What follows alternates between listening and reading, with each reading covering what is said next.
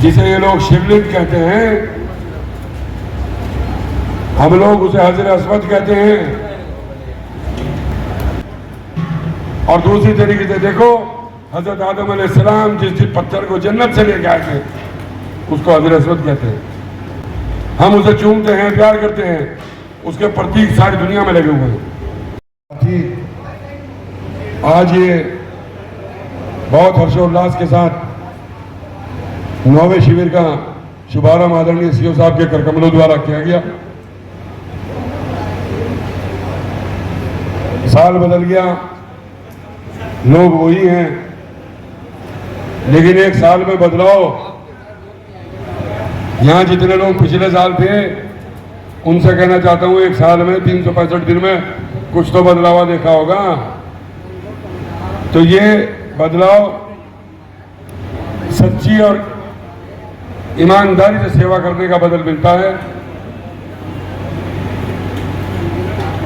और यहाँ शिव भक्त जितने भी आएंगे, हमारे कांवड़िए, आप सोच के देखो, इस प्रचंड गर्मी में 120, 150 किलोमीटर, 140 किलोमीटर पैदल चल करके आना, हम और आप अपने घर तक यहाँ से पैदल नहीं जा सकते, लेकिन वो लोग समंदर में डूब करके किसी बात की परवाह करे बगैर अपने मंजिल की तरफ बढ़ते हैं। और हम जैसे खादिम अगर थोड़ा सा उनका खैर मकदम कर दें, उनका स्वागत कर दें, उनकी सेवा कर लें, तो परवरदिगार उसका बदल देगा। और ये यहाँ 2 दिन, 2 तारीख को चले भाई, 2 तारीख को जल चढ़ने तक ये शिविर चलेगा।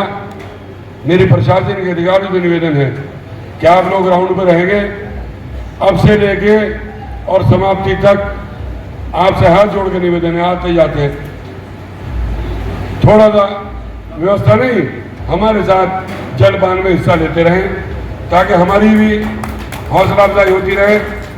और अपने साथियों से कहना चाहता हूँ, शहर के अंदर अगर कोई कांवड़िया जा रहा है, उसके लिए रास्ता साफ करो, उसके पैर के नीचे कोई कंकर ना आ जाए, चाहे अपने आप झाड़ू लगानी पड़े, उसको साफ करके उसका रास्ता साफ करो, पानी दो।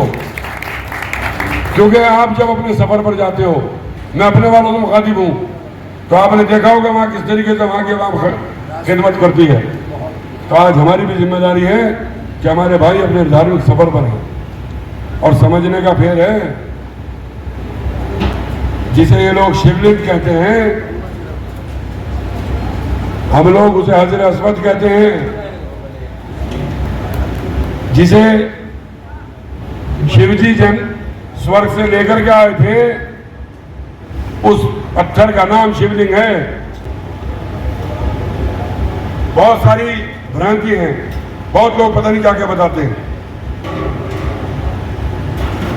ये यहां बात करने का विषय नहीं है, क्योंकि मैं जो बात कह रहा हूं कहीं ना कहीं से मुझ पर आएंगी बातें, मैं उसका जवाब दूंगा, उन्हें शरीयत की रोशनी में दूंगा। लेकिन इतना कहना चाहता हूं कि आप अपने भाइयों की, क्योंकि कुरान कहता है लकुम दीनुकुम वलिय दीन, तुम्हें तुम्हारा दीन मुबारक, मुझे मेरा दीन मुबारक। और उसके बाद रब फरमाता है कि किसी के धर्म की बेअदबी मत करो, किसी को बुरा मत कहो। अगर तुम किसी को बुरा कहोगे, वो तुम्हें बुरा कहेगा, तुम्हारे रब को बुरा कहेगा, और उससे दुनिया में फसाद होगा, और रब को फसाद पसंद नहीं है। तो इसलिए जो जिस तरह अकीदत कर रहा है, उसको उसकी अकीदत मुबारक। हम जो कर सकते हैं उनकी खिदमत, वो हमारा काम है, इंसानियत की खिदमत करना। इसी नज़रिए से इसकी शुरुआत की थी। और मैं समझता हूँ कि मेरे परिवार में, इस बस्ती में सीओ साहब लगभग 96 साल लगातार नगर पालिका बोर्ड में बैठे हुए हो गए, 93 साल। इस योजना पूरी होने के बाद पूरे एक योजना और चाहिए, 100 साल पूरे। और ये रब का करम है कि जमाना जब भी मुसीबत में डाल देता है, बिगड़ती बात को खुदा ही संभाल लेता है। और ये मेरी बुजुर्गों की दुआओं का असर है। शायद मैं डूबता हूं तो समंदर उछाल देता है। इसलिए 1 साल के अंदर सर्वोच्च सदन का मेंबर बन गया ये गंगो। यहीं से शुरुआत की थी, इसी कौशल्या गार्डन से, और देखिए कहाँ पहुंच गए। तो इसलिए आप सबसे गुजारिश है अपने अहले गंगों से, आसपास के लोगों से, कि कांवड़ियों का इस्तकबाल करें, स्वागत करें, किसी को तकलीफ ना पहुंचने दें। अगर कोई कष्ट में है तो उसका साथ दें। और प्रशासन से भी कहना चाहूँगा कि यहाँ अगर कहीं कोई छोटी मोटी गलती हो जाए उसको निभाने का काम करें। कोई आपस में ऐसा ना हो, क्योंकि जो हम जो देख रहे हैं हमारे यहाँ तो होगा नहीं, निश्चित वो अपने रब के ऊपर यकीन है कि हमारे यहाँ नहीं होगा, लेकिन जो माहौल चल रहा है कुछ है इस तरह के, उन पर प्रशासन नजर रखे, चाहे वो कोई हो।